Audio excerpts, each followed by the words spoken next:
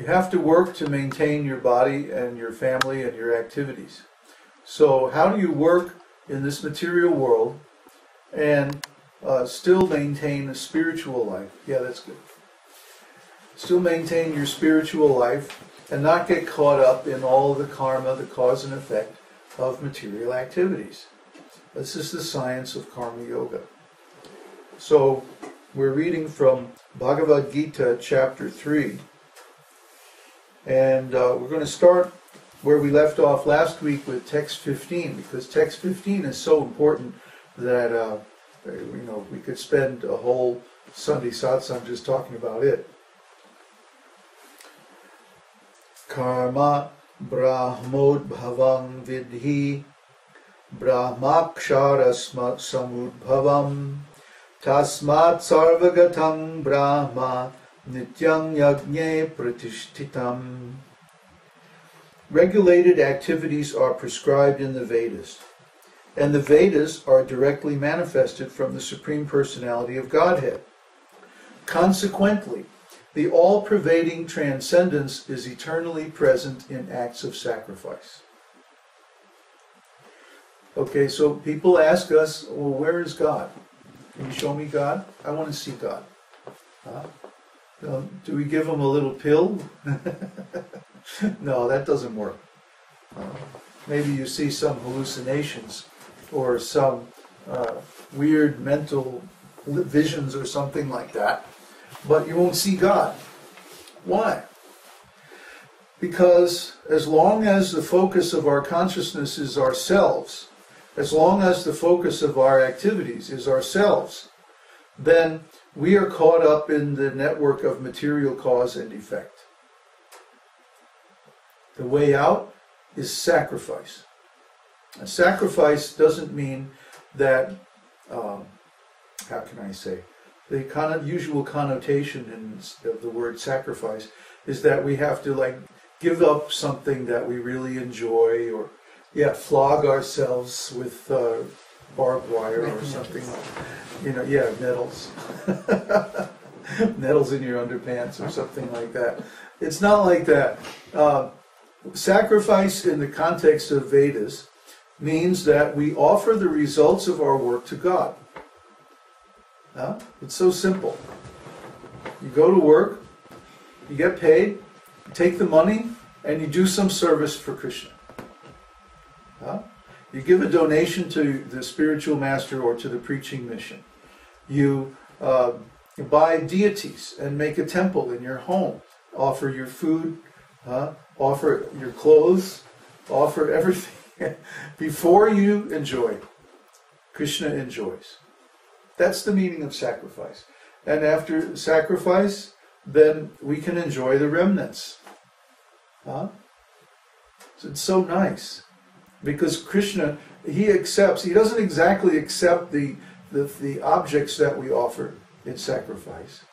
He accepts the bhakti, the love. That's really what he wants. He wants us to love him. And we can love him by offering him something of value, something that we consider valuable. Why? Because that's the best symbol of love. Prabhupada used to say, what is love? What's the meaning of love? Love means service. If I love you, I do something nice for you. See, like our service is giving transcendental knowledge. So we spend hours and hours every week online preaching. You can't imagine how many email messages I'm getting, how many YouTube messages and comments that every day I spend hours and hours at just replying. And I'm trying to cut down my computer activity. But still, the duty of a self-realized soul is spreading transcendental knowledge. So transcendental knowledge means knowledge of how to live a spiritual life in the material world. Transcendental knowledge is that knowledge which, knowing once, you don't need to know anything else. Why? Because all other knowledge is derived from it. You see? Try to understand. We use the descending process. Avaroha panta. That means the descending path. Or, in Western terminology, deductive logic. we have one axiom, one dogma, one assumption that we hold true. And that is that whatever is stated in the Vedas is the absolute truth. That's it. That's the only thing that's the only dogma, the only assumption that we hold. Everything else is stated in the Vedas, and then we take our conclusions by deduction from that. What's the difference between deduction and induction? Yes? Yes, deduction, you take it from a superior who knows, and inductive is you do experiments yourself and try to work it out for yourself. That's one interpretation. But say, for example, we want to find out if human beings are mortal. Okay? If we use deduction, we simply take the statements of the scripture that everyone has to face death. Then we automatically conclude that, okay, yes, human beings are mortal. Whereas if we use the empirical method, then we have to test every single individual to see, well, did this one die, did that one die, did this one die, did that one die? And we never really conclude, we never really know whether all men are mortal, because we haven't experimented with all men. See? They're not available to us to experiment. So we're drawing conclusions on inconclusive evidence. It's very dangerous. It's actually less intelligent. Therefore, in the very beginning of the 3rd chapter, Krishna says there are two kinds of transcendentalists, two kinds of people who try to realize the self. And one tries by empirical philosophical speculation, that's the ascending path, aroha panta. And the others try by devotional work, that's the descending path, avaroha panta. Okay? So we follow the descending path.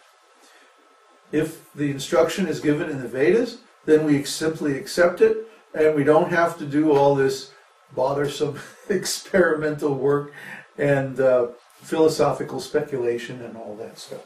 So, you want to see God? Do sacrifice. That's what Krishna says here.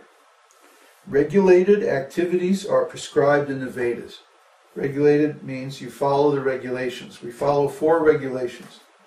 No illicit sex, no intoxication, no gambling, and no meat-eating, fish, and all that nonsense.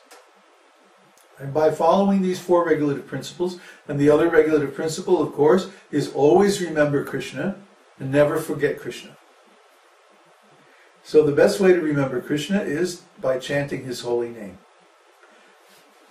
I keep telling people this, and nobody believes me, that if you chant Krishna's name from the moment you wake up until the moment you go to sleep every day, in a very, very short time, Krishna will reveal himself to you. I did it, and it worked. And it worked for everyone who's ever tried it, as far as I know. So, you should also try it. That you get up in the morning, grab your beads, chant the holy name. And you just do the minimum, maybe take 1 or 2 meals a day. Don't do anything else, just chant. Like the devotees here are chanting as much as possible. We have a lot of service to do, so they don't always get 64 rounds, but they try. And you all know that the more you chant, the better you feel. The more ecstatic and the more causelessly happy. So, regulated activities are prescribed in the Vedas. And whatever is prescribed in the Vedas, we simply accept, because that's our assumption, that whatever is in the Vedas is the truth. So the regulated activities are prescribed in the Vedas. And what are the Vedas? The Vedas are directly manifested from the Supreme Personality of Godhead. The Vedas are spoken by Narayana. Narayana also emanates the living souls, the living entities, the jivas, us. So he is not an irresponsible creator. He creates so many living entities, and he also creates the user manual, the Vedas. Here, you're a living entity, but you have to read this book. And I keep telling people, like on YouTube, a lot of people make comments based on the Bible or based on some impersonal philosophy or speculation. And I say, you have to read the Vedas. Read the Vedas. Have you read the Vedas? No. Read the Vedas, because you cannot imagine the difference in the level of knowledge presented in the Vedas compared with any other scripture. The Vedas are complete because they're manifested directly from the Supreme Personality of Godhead, Lord Narayan. Lord Narayan gives all the knowledge required to live a perfect and happy